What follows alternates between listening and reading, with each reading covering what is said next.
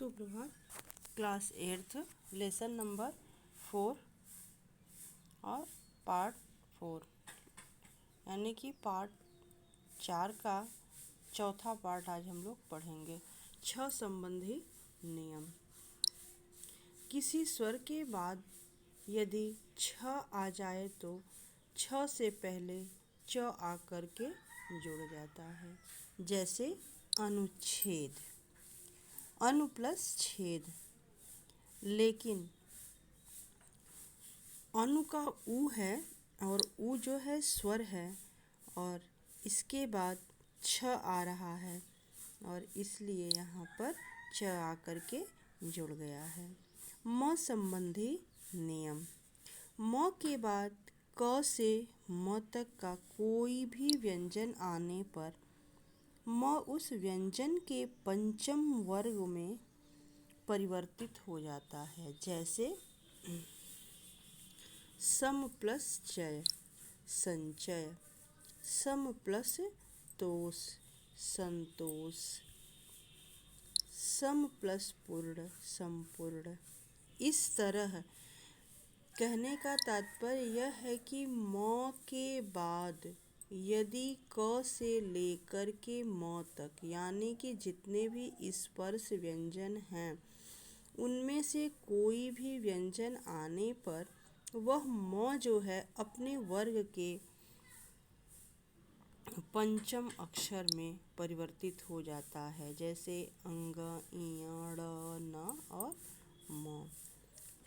म के बाद म आने पर द्वित्व मम हो जाता है। जैसे सम प्लस मान सम्मान, सम प्लस मिलन सम्मिलन। म के बाद यदि य, र, ल, व, शख, शह आए तो म सदैव अनुस्वार में परिवर्तित हो जाता है। जैसे संयोग, संलाप, संवेदना। कहने का तात्पर्य यह है कि यदि म जो है म के बाद अंतस्थ व्यंजन या ऊष्म व्यंजन में से कोई भी आए तो म जो है अनुस्वार में परिवर्तित हो जाता है। न का ड़, री, र, श से परे न का ड़ हो जाता है। जैसे परि प्लस नाम परिणाम, हर प्लस न हरण, प्र प्लस मान प्रणाम। अपवाद भी कुछ इसके हैं। जैसे दुर्जन, पर्यटन, दर्शन, अर्जुन, अर्चना आदि शब्दों में ज, ट, श, स, च, त के व्यवधान के कारण इन शब्दों पर यह नियम नहीं लागू होता है। स से पहले अ, आ से भिन्न स्वर हो तो स का मूर्धन्य श में परिवर्तन हो जाता है। जैसे अभिषेक प्लस यानी कि छोटा सा है और जब हम इसको संधि करते हैं तब यह मूर्धन्य स हो जाता है और शब्द बनता है अभिषेक।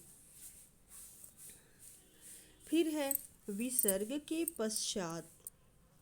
अब तक तो जो हम पढ़े हैं कुछ स्वर संधि के 5 भेद थे और व्यंजन संधि के जितने भी नियम थे उनका अध्ययन आप लोग किए। और इसके बाद तीसरी संधि जो है वो विसर्ग संधि होती है। विसर्ग आप लोग जानते हैं ना, जैसे स्वर में पढ़ते हैं ना अंग, अह।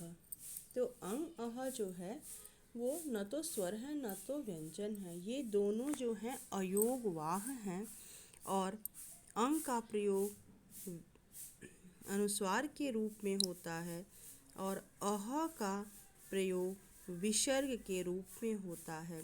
वही जो किसी भी व्यंजन के या स्वर के सामने दो बिंदु लगी होती है सामने, वही विसर्ग कहलाता है।